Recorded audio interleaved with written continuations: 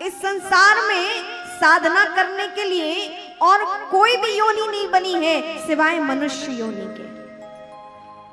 84 लाख योनियों में जिस प्रकार मनुष्य योनि दुर्लभ है, उसी प्रकार मनुष्य बनने के बाद किसी के मन में सत्संग श्रवण की वृत्ति आ जाए, ये परम दुर्लभ है। प्रभु कृपा से 84 लाख योनियों को भोगने के बाद माता के गर्भ में आकर जीव निवेदन करता है भगवान से कि हे प्रभु, यहाँ कितना कष्ट है, कहाँ मलमूत्र की खाई में हम उल्टे मुख लपटे हुए हैं, लटके हुए हैं। हे प्रभु, हमें आप यहाँ से उबार लीजिए, हम आपका भजन करते हुए जीवन बिताएंगे। ऐसा भगवान से वो जीव निवेदन करता है। लेकिन जो ही माता के गर्भ से बाहर आता है, ये माया का पर्दा उस पर ऐसे पड़ जाता है कि प्रभु से किया हुआ वादा वो भूल जाता है और माया में लिपट के भजन नहीं छोड़ता। भूमि परत भा ढाबर पानी, जिमी जी वही माया लिपटानी। जिस प्रकार बादल आकाश से गिरी हुई बूंद वो परम पवित्र विशुद्ध होती है, प्योर होती है, लेकिन जैसे ही वो जमी पे गिरती है तो क्या बन जाती है? धूल में मिलते ही वो कीचड़ बन जाती है।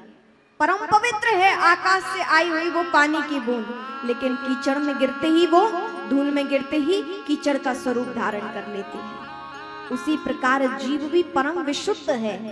क्यों? ईश्वर अंश जीव अविनाशी, चेतन अमल सहज सुख राशि। हम सब परम विशुद्ध हैं क्योंकि उन्हीं परमात्मा के अंश हैं। लेकिन जिस प्रकार भूमि गिरत भा डाबर पानी, जिमी जी वही माया लिपटानी, माया का प्रभाव पड़ता है और हम भी मलिन हो जाते हैं। तो ऐसी मलिनता को हम कहां दूर करें? अब मलिन हो ही गए हैं तो ऐसी मलिनता को हम कहां दूर करें? कपड़ा जब बहुत गंदा हो जाता है, पहले तो घर में खूब प्रयास किया जाता है धोने के, लेकिन जब घर में भी नहीं धुलता तो हम कहां ले जाते हैं उसको? धोबी के पास। कहां ले जाते हैं?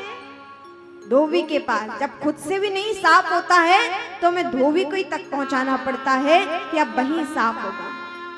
उसी प्रकार हम कुछ अपने घर में थोड़ा बहुत भजन करते हैं अपने इस मन को साफ करने के लिए, लेकिन जब स्वयं से नहीं होता है तो वो धोने वाला कौन है? सतगुरु है। इस मन को साफ करने वाला कौन है? वो परम संत हैं। जब आप महापुरुषों की शरणागति में बैठते हैं, सत्संग में आते हैं, तो इस मन की फिर सफाई होने लगती है, ये मन साफ होने लगता है। और हमें अपना मन ही विशुद्ध करना है, मन ही साफ करना है। बस कमी इतनी है, मन साफ हो जाए, मन पावन हो जाए तो प्रभु दूर नहीं है। प्रभु तो प्रतीक्षा कर रहे हैं कि आए कोई हमें स्वीकारे, हमें अपनाए।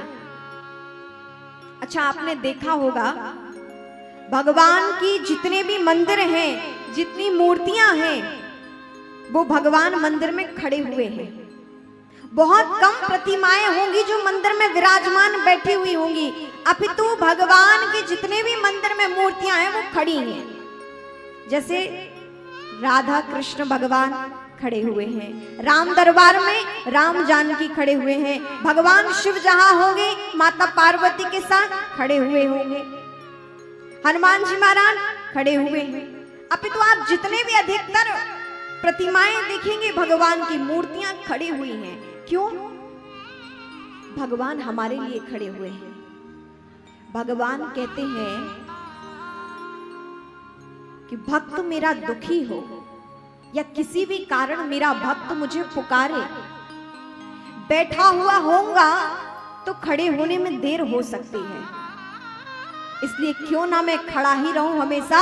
कि भगवान कहते हैं कि मैं इसलिए खड़ा रहूंगा कि मेरा भक्त पुकारे, मैं खड़े खड़े दौड़ जाऊं उसकी सहायता के लिए। बैठे बैठे रहने पे शायद खड़े होने में समय लग सकता है। अच्छा आप देखिए, बैठे रहने में खड़े होने में कितना समय लग सकता है? 2-5 सेकंड। और भगवान तो और परम गतिवान है, कितना समय लगेगा? लेकिन भगवान फिर भी कहते हैं कि मैं क्षण मात्र भी विलंब नहीं चाहता हूँ, मेरा भक्त मुझे प्रेम पूर्वक पुकारे और मैं जैसा खड़ा हूँ उस भक्त की सहायता के लिए मैं दौड़ जाऊं। इसलिए भगवान हम सबके लिए हमेशा के लिए खड़ा रहना स्वीकार किया है। उनसे अच्छा हमारा सहयोगी, हमारा साथी, हमें प्रेम करने वाला और कौन होगा? आप जरा देखिए, जिसे आप प्रेम करते हैं कभी ना कभी वो आपको दुखी करता ही करता है। जाने में अनजाने में आप कभी ना कभी उससे दुखी हो ही जाते हैं। माता अपने पुत्र से दुखी हो जाती है, कभी पति पत्नी से दुखी हो जाते हैं, कभी पत्नी पति से दुखी हो जाते हैं। आपसी संबंध में कभी ना कभी कोई ना कोई जानकर या अनजाने में दुखी हो ही जाता है। लेकिन एक परमात्मा ऐसे हैं जिनका संबंध उनसे बन जाए वो जीवन में कभी दुखी नहीं हो सकता। हम जिसको चाहते हैं, अपनाते हैं, जिसे अपना समझते हैं, अपने सगे संबंधियों को, कभी ना कभी वो हमें चाहकर भी दुखी कर देते हैं और कभी कभी अनजाने में। लेकिन भगवान कहते हैं जब कोई भक्त मेरा बन जाता है तो जैसा मेरा भक्त चाहता है, जैसे उसको प्रसन्नता हो, मैं ऐसे उस प्रकार उसे सुख देने का प्रयास करता हूं।